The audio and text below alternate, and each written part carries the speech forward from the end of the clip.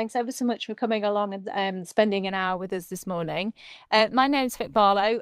You may have seen me out and about places. For the past 7 years, I've been freelance consulting for trade unions and charities, membership organisations, on everything communications and membership. My background is education trade unions. I was Assistant General Secretary of the National Education Union for a while, and prior to that, ATL. So all my work is around recruitment, retention, engagement, influence, the usual stuff that we do. But now I am co-director of Agenda, which is my own business with another woman that I work with. And we help wonderful people like you. And I'm hoping there might be some of the people that I work with here on the call today. But I'll let Nick introduce himself as well. Sure. So I'm Nick. I work for Unions 21. I'm a non-profit organization focused on union kind of effectiveness and modernizing trade unions and innovation. And I'm specifically the director of a Center for Responsible Union AI, which is focused on sharing ideas, case studies, and also supporting union staff and unions to kind of coordinate and train on where, if, and how to use AI, I guess. Thank you. So today what we're going to be looking at is why understanding our members matters. I mean, we all really know it, but like really, really, truly, why does it matter that we should understand them in depth? And if we really want to understand them in depth, how can AI help us get that data at scale and at low cost? And we're going to experiment on you, so I hope you're okay with that. If not, turn your camera off. Hide in the background. Then we'll be looking, Nick will be using the experiment that we do with you. Basically, we're just going to ask you a series of questions, and we'll analyse it using AI to give us good clues, strong clues about how we can best meet our members' needs. And then at the end, we'll have a Q&A session, so you can put Nick on the spot. I think that's probably the best thing to do. So why does understanding our members matter? Well, you know, we work for small unions, sector unions, trade, craft unions, etc. We work for big, broad sector unions. But the thing is, our members are not a homogenous mass. They probably don't work with the same type of employer anymore, the same contracts, even in the same sector. They might not work under the same government, depending where we organise. They very probably don't work at the same level or grade. Some of them are just starting out. Some of them are moving into management. They certainly won't be the same age or, importantly, the same stage in their personal lives. They'll have different responsibilities.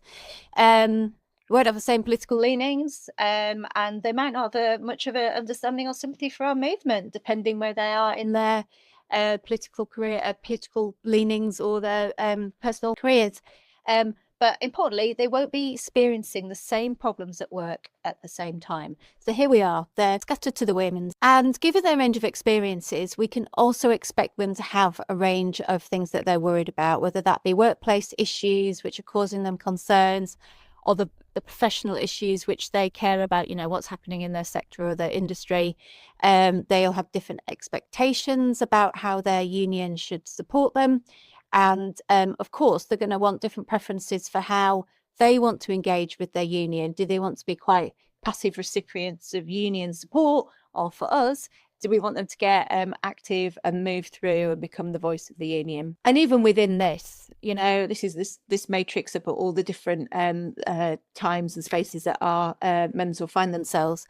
They're going to want different things at an individual level, at a workplace level with their colleagues. They're going to want different things at a branch or regional level, at an employer level, and at a sectoral or national level. Now, all those interactions with the person and their working environment and their professional lives and what they want from their union, etc., means that nobody's really very similar. So why is it important to know what they're really thinking, feeling, and experiencing? Why do we really need to know what issues they care about, how they want their union to respond, and how they want to engage with their union? Well, I think we know why we need to know these things about our members, because otherwise we end up speaking to the largest group of members, because they're the ones that are we can reach more easily. We understand what they're thinking and feeling and experiencing, but that can mean other groups are feeling unloved or disengaged or not seen in the union. And of course, that gives us no opportunity to develop relationships with them and organise them, especially in those sectors that are growing or emerging, or always the perennial problem of young members. It also means that we tend to make assumptions about our members' needs because we've always done things in a certain way, and that's the path we tread, which means we do miss a trick when it's about adapting our offer to meet these different specific groups of members, these, all that sort of matrix of who they are, which does mean we're missing a trick when it comes to build their loyalty for the future and shoring up, in particular, say, our rep community. And relying on if it ain't broke, don't fix it approach to involvement, our democratic structures. At least said about that for some of us, does mean we shut out members because they can't come for whatever reason, or they don't feel they're able to come. They don't feel that there's a space for them. So how can we make sure that we're really open and inclusive? And then, of course, assuming members think and feel like we do when we set up the campaigns that we set up. So we either neglect to really understand people's opinions and what they're prepared to do for us. But of course, again, that assumption that we can just mobilize that group of active members and we'll get what we want is, I always think, hope for the best, sure, but plan for the worst. So I just wanted to give a couple of examples of unions that I've worked with where understanding member sentiment in depth has supported recruitment, retention and engagement. And one of the ones we've been working with Balpa, which is a British Airline Pilots Association, is about car parking. It's not a typical industrial issue, although I think the health unions would tell me that car parking is a big issue. But what we were hearing was pilots were getting really cheesed off about the fact that they had to park so far away from the terminal that it was getting, adding on like an hour at either end of their shifts in order to get to work. And it was, they were having to park up, get a bus and get in. So we were thinking there, this great campaign activity around there. It's not particularly controversial, but you can definitely do some good sort of industrial relations around it. The other one, of course, is workload. Everybody worries about workload, but more than that is how do you get members to have those difficult conversations in the workplace themselves, that they can affect change for themselves rather than it having to be like a big sort of union coming in top-down thing. What we really want is those small conversations. And this is when I was at the Association of Teachers and Lecturers. Teachers were telling us all the time that in schools they were like having to answer emails out of hours or come to evening meetings after school or collect data and analyze data left, right and center. And it was just distracting them from the work of teaching and learning. So what we did was we created a workload calculator where they could put in all the different additional bits of work they were asked to do. They didn't seem much individually, but added up to hours and hours and hours in the week, but also to give them that evidence so that they could go and have those difficult conversations with the people that were asking them to do too much work. And then finally, the last bit of work I've been doing has been with ASLEF, which was about rep recruitment and barriers to engagement. And we did a lot of work with their younger members because their rep community was 50 plus. I think that probably sounds familiar to most of us. And it turned out a lot of their younger members, it wasn't that they weren't interested. They felt they couldn't break it in to rep communities. They felt it was too cliquey and there was no space for them to join. And it was just that sort of little nuggets that gave us like a chance to rethink the way that members could be engaged, or reps indeed could reach out to members. Now, even within these examples, it's still broad groups of members experiencing these things. And we found out that information through general surveying techniques, like good old Survey Monkey followed up with a few phone calls. But it didn't really give us all the nuance that we really, really needed to think about different people at different stages of, industrial relations or times in their career. It's still a broad brush approach. So what we really wanted to think about was how we could use AI to really dig deep into those different segments of members to understand what was going to get them to contribute to the data that we were collecting, but also then think about how we could speak to them in the terms that they would understand to ask them to do something.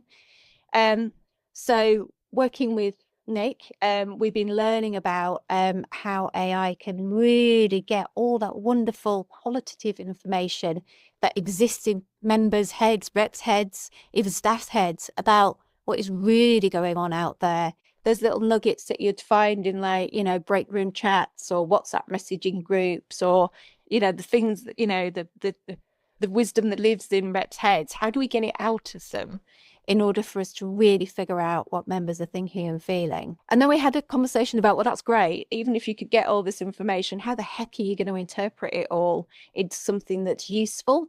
Because it's glimmers of things rather than things that you could hold together and do something with. So how can AI help us collect it, but also interpret it? And then finally, that's all very well. You've got the interpretation. But then what do you do with it? How do you convince your union or your senior management to actually make good decisions on the back of it? Because you're going to still get so much information. You could be like, it's like guacamole, isn't it? You could be doing a bit of this, bit of that, bit of the other. But the truth is, you need to link all the information and the data into your strategic plan so that you're making good decisions with what you've got. Again, so how can AI help us decide what is actually useful from what we found? Okay, great. So Victor has set the challenge. And I think one of the really important things here is a challenge based on a problem. AI is too often used as, there's a shiny AI thing, and let's look at it as a solution in search of a problem. Here we have a problem and we need solutions, and let's see whether AI can be part of that solution. So the way I'm going to try and run this is as a experiment with you. So how can you collect rich qualitative data at scale? How can you make sense of it, and how can you turn it into insight? I can't replicate what you would do with your members in this webinar, but what I can do is turn the lens on you, explore your experiences and attitudes, and let's do it about AI, because this is a webinar about AI. So in the next 5 minutes, I want to collect data from all of you, and then I'm going to show you in real time a way that AI can help you understand everything you've just told us. This is the kind of thing you could do with members, but instead of asking about AI, you'd be asking about workplace issues or campaign priorities, or you'd be talking to reps about what they are hearing. So for the first demo, I'm going to share a link in the chat and a QR code, and the link will also be on the screen. What I'd like you to do, it's going to be 5 minutes where we work on this. I want everyone to complete a short survey about your experiences with AI. I'd suggest you use your mobile phones to do this if you can, because what I want you to do is speak your answers to some of the questions. This is an AI-powered survey, and instead of multiple choice questions forcing you into predefined categories, I want you to give deeper views using your voice, just like you might want members to tell you more about workplace issues in their own words. So one final thing here, just a warning. I'll be showing results as they come in, and I will click through to some. So there's a chance that your response can show on the screen. Don't swear. The survey is anonymous, but we do ask your role, union and role. So I just wanted to warn you, there's a small chance we'll show your response on screen. Be nice in what you say. So here's the QR code. I'm going to pop into the chat the link. I'd suggest you use, as I say, use your phone if you can, because I just think it's easier to talk to your phone than it is on a computer. And I'm going to turn a timer on for 5 minutes, and I will, in the background, start showing some of the results coming in, but I won't speak for a few minutes. Okay, so I think we've had 34 submissions, it looks like. So maybe some people are finishing off. I'm sorry if I'm interrupting you, but a good amount of data in 5 minutes. Now, I'm going to just run you through some of what you see on the dashboard. So obviously, you can see answers to questions. Some of the questions and the ways it shows it is not particularly useful. So in this case, it's showing sentiment analysis for a question about where in the world are you. Doesn't make sense. But here's your experience with AI tools, and it's some sentiment analysis on that. Or imagine if your union was using to look AI more, use AI more, and it's done a bit of sentiment analysis on that. And here's some of the questions where you get kind of by number. So these are the more structured questions. How confident are you using AI tools? 5 seems to be the biggest, 6 probably the second biggest, and so on. That's all very useful. Let's also just look at a couple of individual responses back here. So you can see it's still processing some of the responses because it's transcribed a lot of different text. So I'm going to go right down to the beginning, and you should see here, there's someone from Blackburn, an NEU organizer from Blackburn, and it's given me a summary. Now, the really interesting thing here is actually you've got in these questions, you get in the answers, you're getting quite a lot of text. That to write that in it took 16 seconds to say it, but to write it would have taken a lot longer. And some people will go very long. There you go, a longer answer. So actually, look at this answer about AI experience and tools. ChatGPT, they've mentioned different tools, they've mentioned attitudes towards ChatGPT, and how they use it. So a lot of really interesting text. One other thing to show you, you all answered a question. There was free text about where you are in the world.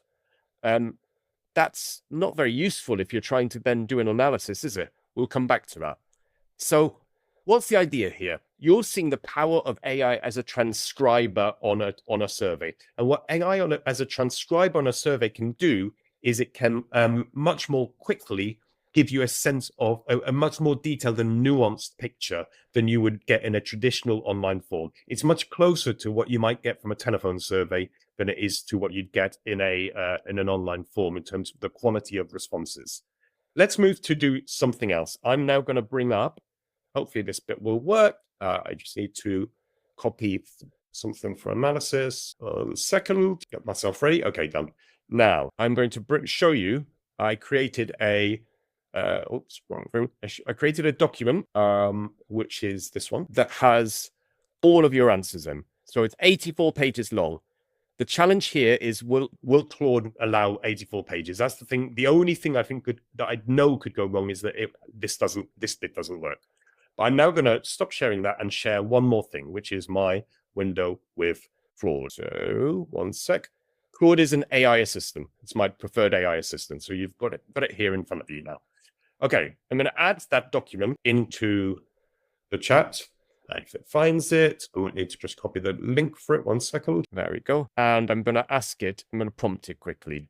So the first thing I'm going to do is demonstrate structured to unstructured to structured data. So I'm going to put a prompt where I ask it specifically to look at the location field and create me an Excel of what people have put in the location field. Now, people have answered in completely different ways in the Excel in the survey.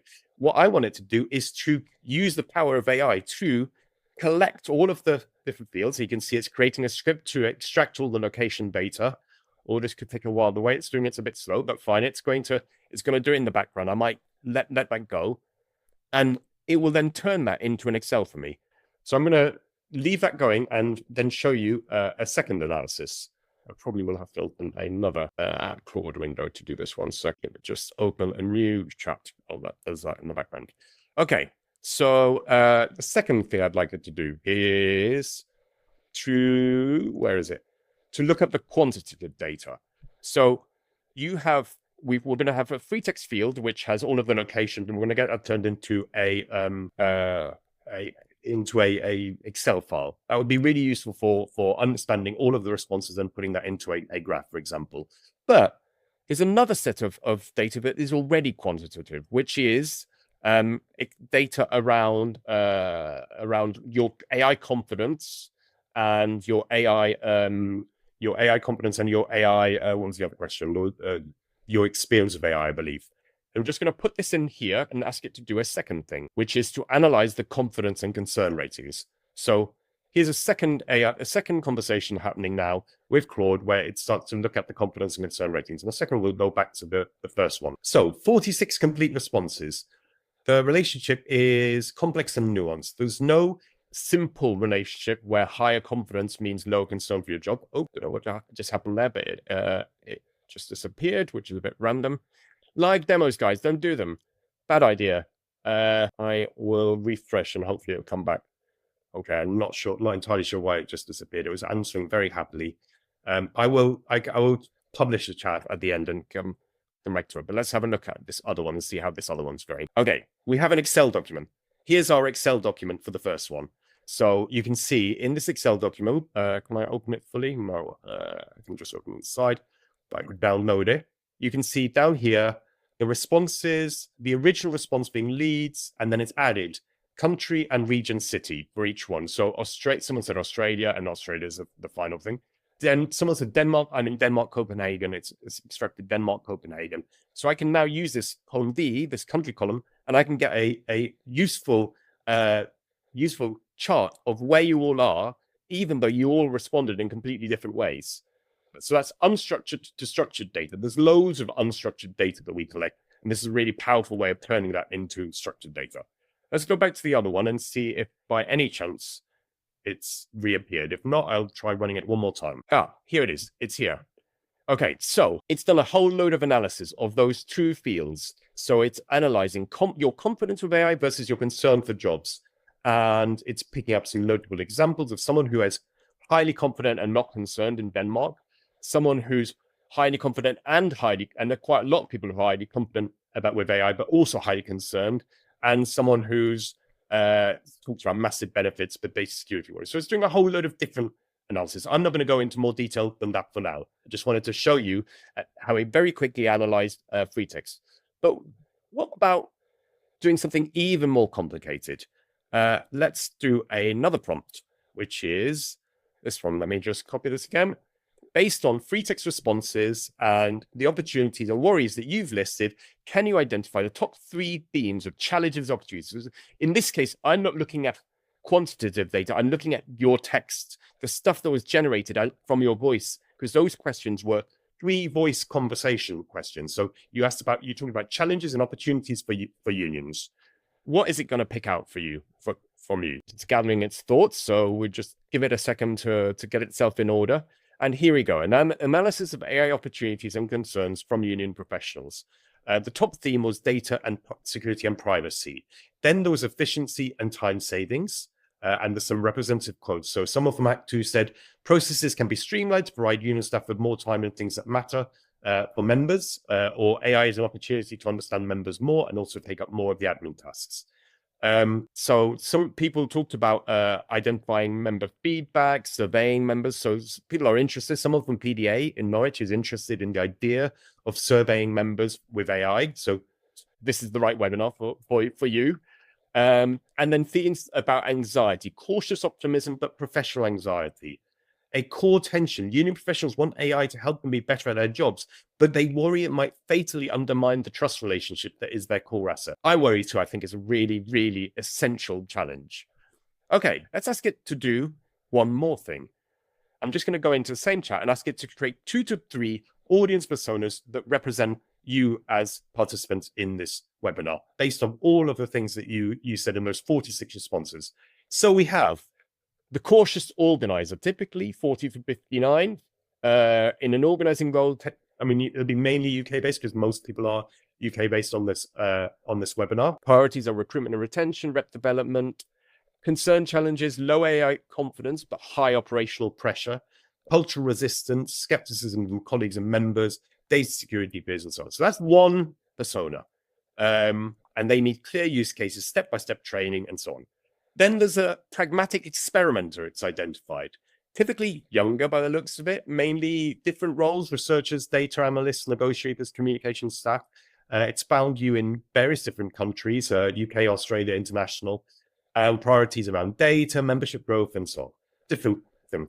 And finally, the strategic innovator, which is an interesting subgroup. I'm not for now going to go much further. I want to ask one final thing, one final part of this demo. Could you generate an interactive dashboard for me to share so that people can interrogate and understand the personas in depth? Make it super cool and powerful. Okay, so Claude is now going to go away and you'll see it's now starting to write script.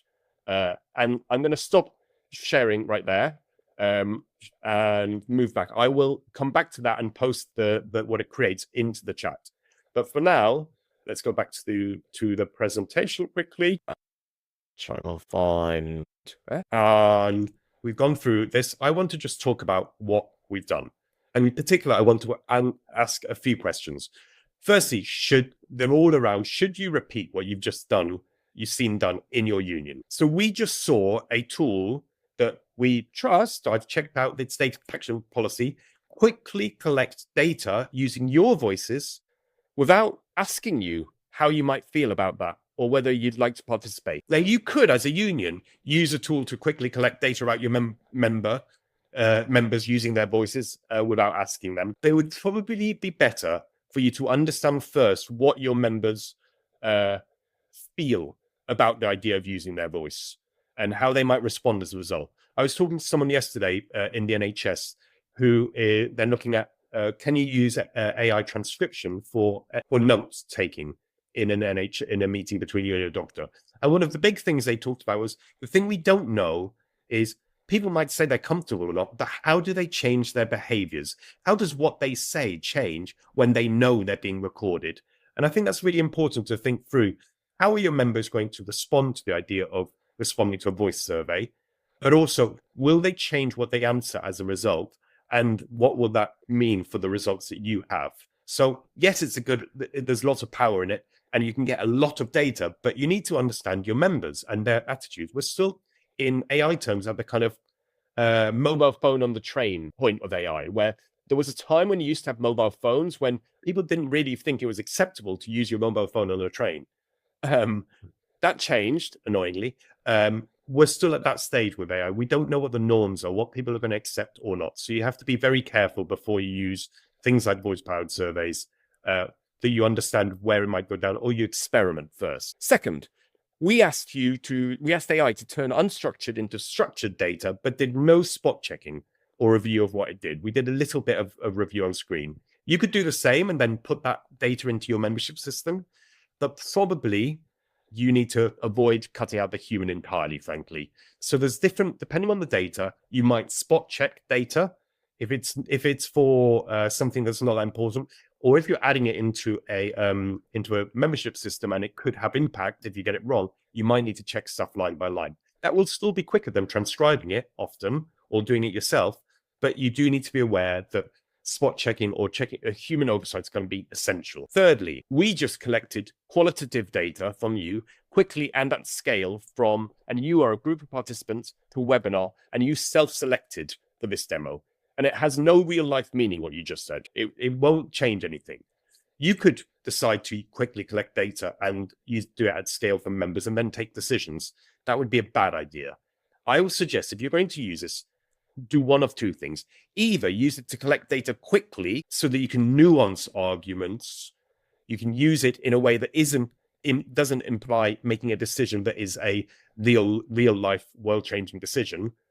Or you can collect it at scale, but you need to think hard about your cohorts. You need to think, are the results representative of all my members? Ultimately, if you use this to just still talk to the same members as always, you're not going to be making decisions that really change the world and change your member engagement. So think about it. It can quickly help you understand things that can maybe nuance communications messages. That could be useful. Or it can be used at scale to do things, but you need to make sure that you're talking to a representative scale, not a scale of the same people as always. Two more. We spent a few minutes asking generative AI to develop an analysis from the data. We didn't validate what it said, and we didn't interrogate it deeply. That's using it as a shortcut. We showed you really slightly bad practice. If you want to use AI well, use it to strengthen your own analysis skills. Don't just ask it its opinion. Use it to interrogate and build your own strengths in understanding your members, because you will bring your human intuition. You'll be able to check what the AI says. You'll be able to think, it doesn't make sense to me. And if it doesn't make sense to me, you'll be able to dig deeper. That's about building your ability to analyze what's going on for members deeper, rather than asking AI to do your work for you. We don't want AI to replace us. We want AI to complement us. And finally, we asked AI to develop personas around one specific area, which is people on this webinar's view on AI. We had little human discussion or involvement. You could ask AI to develop personas for large segments of your membership based on the data you hold, not even using a survey, but based on stuff you already have. But it probably would be better to use AI as a partner to, again, interrogate and understand the different options. What the three options: a curious organizer, I've forgotten what it, cautious organizer, or whatever. AI has just made them up. Personas, it's a process of interrogation and thinking and making sense. And if you're not part of it, you're not going to get the right personas. You can, again, use it as a quick and dirty partner. If you're doing a small thing just on one topic, it might be useful to hone messages to think, okay, these are the three basic areas. So in this case, I could send you three different versions of the message, or test three different versions of the follow-up email to this webinar based on the personas and write it in three different ways. That might be something you try doing and see which one works. Okay. So, Vic, what are some ways you could see this being used? Well, obviously I really love this sort of stuff because I do the marketing, comms and engagement sort of work within unions. So for me, it's like getting that under the lid of things about what motivates people to do something with and for you. So obviously, why would they join, stay and get active? And we asked a lot of times about how do we get into these new and emerging sectors when maybe we don't have face-to-face access. You know, there isn't a collective agreement at the moment. There's no access, as it were. But you can have telephone surveys. You have got enough phone numbers to use, or you could even buy lists of people who work in those sectors. And if you haven't got the time and you haven't got the money and you just need some quick answers to do everything that Nick said, just to give you that grounding about where do I even start thinking about messaging to recruit these members, channels that I'm going to use, etc. For me, this would be like a brilliant way of just getting people to tell me what they're thinking and feeling. And then, of course, if you are starting to get into workplaces or spaces when you can talk to current or potential members with your organisers, it's just getting your organisers as well to do that brain dump of everything that they heard, so that it's verbalised in a space, so they don't have to fill in, you know, quantitative surveys where it isn't quite right and the sliding scale doesn't really work for them, but they can just speak things immediately, and then you're just holding all that information and being able to, it's everything that Nick said. It's about giving you clues so that you can make really good decisions about where you go next and test. So that's sort of that's sort of when everything's a bit, you know, out there, you're not really sure how to navigate your way through things. And for me, this would be a really great opportunity. The other thing, of course, is when things are high stakes and member sentiment really matters, and you think you're going down a particular industrial route, maybe towards industrial action, and you really need to make sure that if you're going to march them up the hill, they're going to come with you, and then if you're going to ask them to come out on strike, they're actually going to do it, because otherwise, your industrial might is lost. So just those high stake member surveys and indicative ballots where you need more than yes or no to understand where they're at, because things aren't always yes 100%, no 0%. There's something in between. And for those unions that have got to get the 50%, 40%, for me, this is a really good time to figure out in personas who's going to vote yes, who's going to vote no, but more importantly, that don't know group, because they're the ones that you're going to have to go target with the right messages through the right channels to get them to move from don't know to yes, so that you're going to you hit your threshold, and then you get them out. But for me, personas here, I think is really interesting. And when we did the ballot to take ATL into with NUT into NEU, and I'd spent 10 years of my career telling everybody to join ATL and not any other education union, and then I'd spend 3 years of my career telling them, actually, why don't we hitch our wagon to the NUT?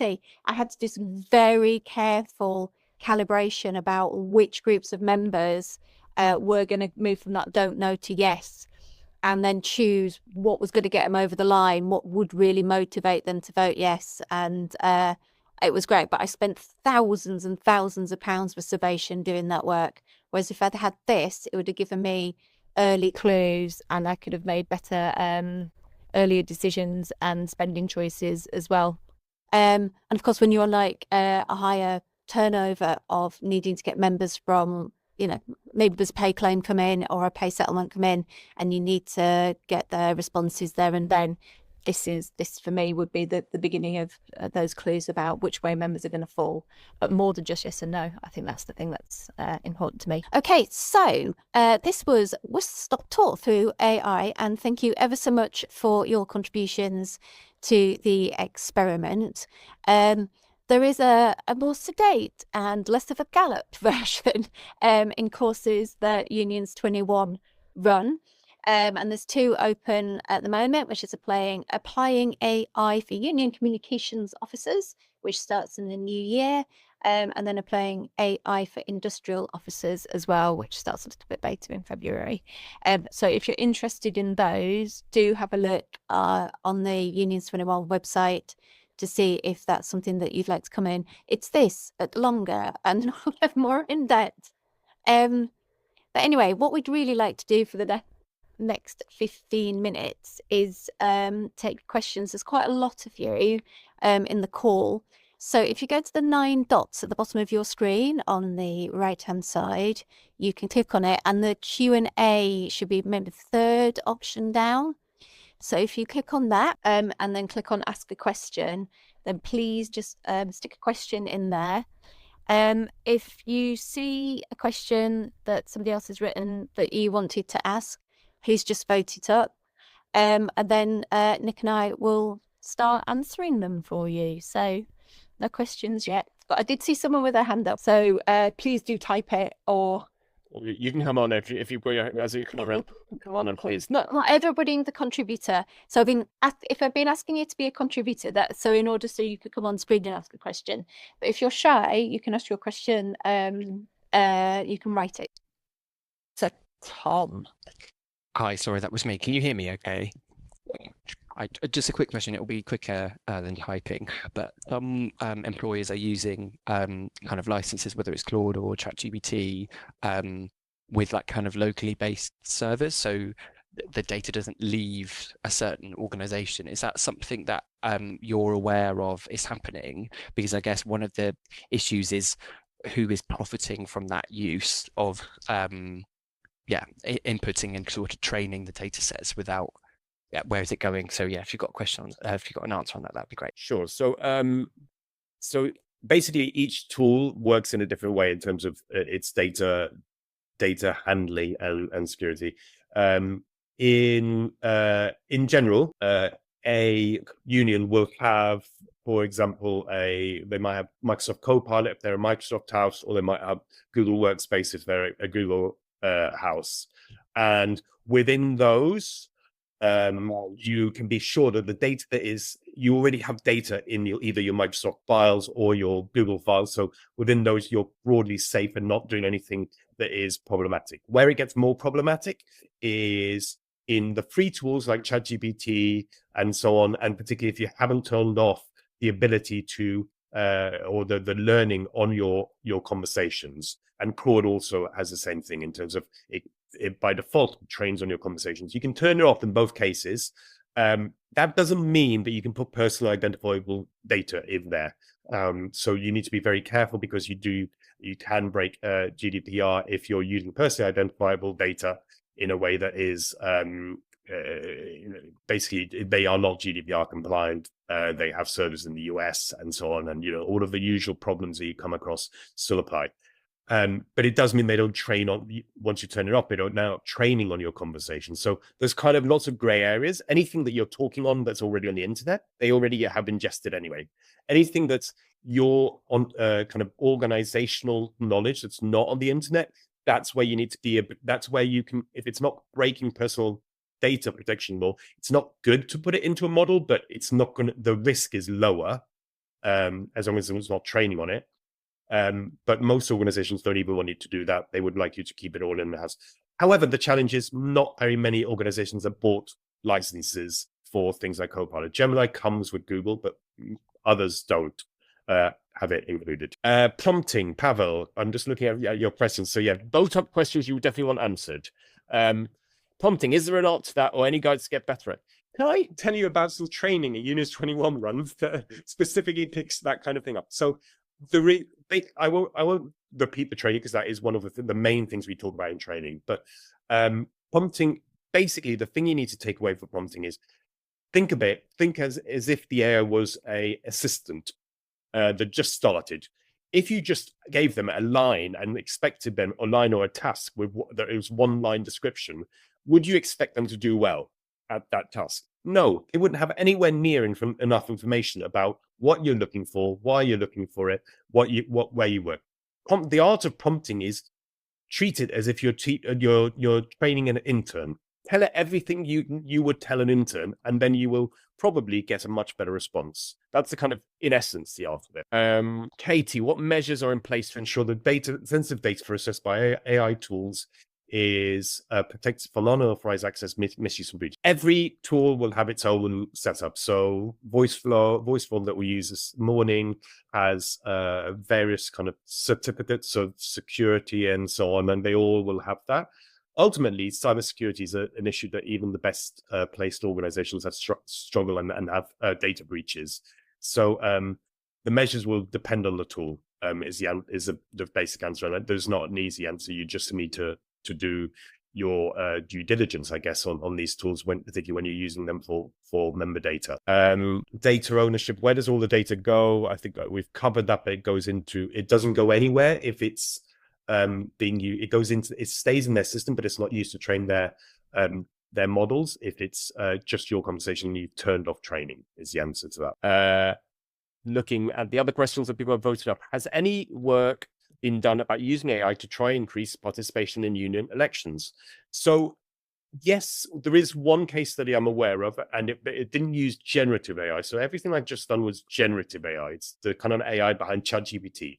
NEU, a few years ago for their pay campaign, did do some predictive AI, or a different type of AI analysis of their member data. And there's a video online with their previous NEU staff member talking about what they did. They identified cohorts within their membership that using AI that were more likely to be interested in a particular topic. I think it was house prices. And then they targeted them with conversations in that kind of the general area.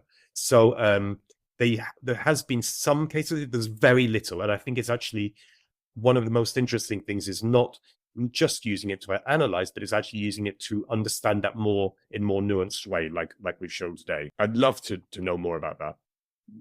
I think we've talked about Claude data protection policy, so I'm not going to cover that one, if that's okay for the time being. Governance in AI use. Okay, so the question is there work being done in the background about a governance model that unions could use? Who's dealing with the ethics side of things? I mean, so the TUC does have a model policy that they have circulated, and lots of federations are doing things around model policies for unions. There are things in that area. Realistically, I think that we don't have the same level of coordination.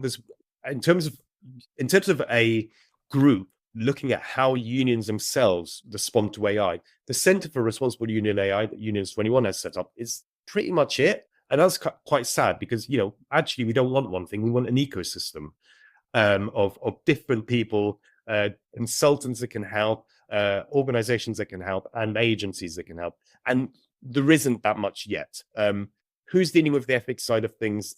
The people who know ethics and unions tend to be focused on the employer side of things right now, not on the unions using them themselves. That said, that is part of what we teach in the courses we run. It's one of the things that Unions 21 is doing is how do you balance ethics and adoption? It's a big challenge. I will in a minute share the dashboard because I've just seen that it didn't work the first time, so I had to do it again. And it went the second time. Okay, the next question is about the ability to interrogate AI correctly, and that being a key requirement.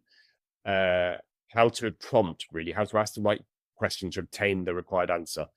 Again, Dennis, this is all about training. So one of the two things I say to you is about training. One is, if you look at, I've been running a survey since the beginning of this year of union staff about AI training. And I think something like 2/3 of respondents say they have had no training.